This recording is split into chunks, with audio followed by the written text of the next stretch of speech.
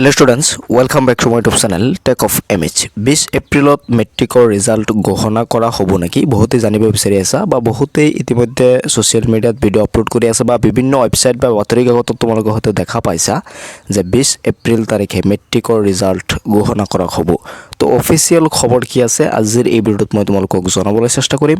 আসলতে 20 এপ্ৰিল তাৰিখে মেট্ৰিকৰ ফলাফল ঘোষণা কৰা হ'ব নেকি?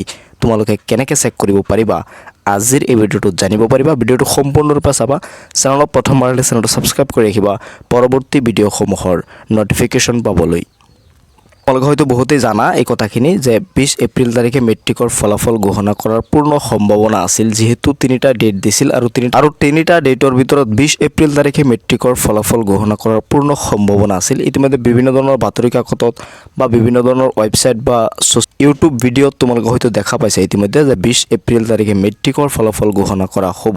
তো এইকেইটা আসলতে অফিচিয়েল খবৰ নহয়। অফিচিয়েল খবৰ কি আছে? অফিচিয়েল খবৰ তোমালোকে ক'ত পাবা প্ৰথমতে মই তোমালোকক জনাই দিব বিচাৰোঁ।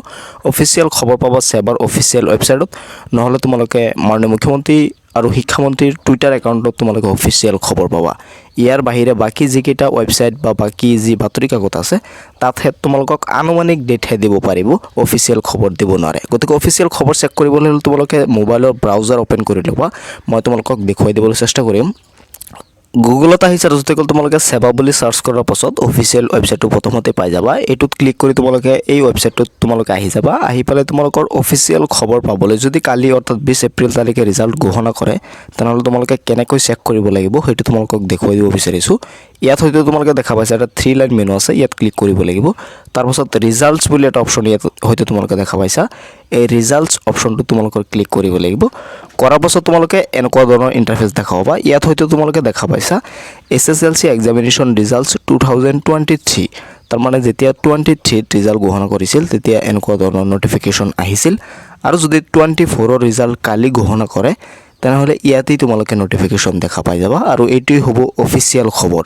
এই ওয়েবসাইটটোত যদি 2024 চনৰ ৰিজাল্টৰ খবৰ আহি যায় তাৰ মানে তোমালোকৰ ৰিজাল্ট দিবই 100% চিয়ৰ। কাৰণ গতিকে কালি তোমালোকে এইটোত আহি চেক কৰিব পাৰা, যদি কালি ৰিজাল্ট দিয়ে হ'ব পাৰে আজি আবেলি নহ'লে আজি ৰাতি তোমালোকৰ এইটোত নটিফিকেশ্যন আহি যাব। আহি গ'লে তোমালোকে চেক কৰিব পাৰিবা 2024 চনৰ ৰিজাল্ট। এইটোৱেই হ'ল অফিচিয়েল ওয়েবসাইট আৰু ইয়াতে তোমালোকৰ ৰিজাল্ট চেক কৰিব লাগিব। ইয়াৰ উপৰি সাৰ্চ তোমালোকে শিক্ষামন্ত্ৰী আৰু মুখ্যমন্ত্ৰী টুইটাৰ একাউণ্ট ফ'ল' কৰিব পাৰা, তাতো তোমালোকে অফিচিয়েল খবৰ পাই যাবা। তো এইখিনি আছিল তোমালোকক জনাব লগা। বহুতে জানিব বিচাৰিছিলা যে ৰিজাল্ট কালি ঘোষণা কৰিব নেকি, বহুতে কৈ আছে ইতিমধ্যে বা বিভিন্ন ধৰণৰ ওয়েবসাইট বা বাতৰি কাকতো প্ৰকাশ পাইছে। তো এইটো কালি দেখা যাব, নহ'লে আজি আবেলি এইটোত অফিচিয়েল আপডেট আহি যাব যদি কালি ৰিজাল্ট ঘোষণা কৰে, নহ'লে কালি ৰাতিপুৱা হয়তো এইটোত অফিচিয়েল আপডেটটো আহি যাব পাৰে। পৰৱৰ্তী সময়ত যদি আপডেট আহে মই তোমালোকক নিশ্চয় জনাম। তাৰ বাবে চেনেলটো সাবস্ক্ৰাইব কৰি ৰাখিবা পৰৱৰ্তী ভিডিঅ'সমূহৰ নটিফিকেশ্যন পাবলৈ। চাই থাকিবা তোমালোকৰ আপোন চেনেল টেক অফ MH।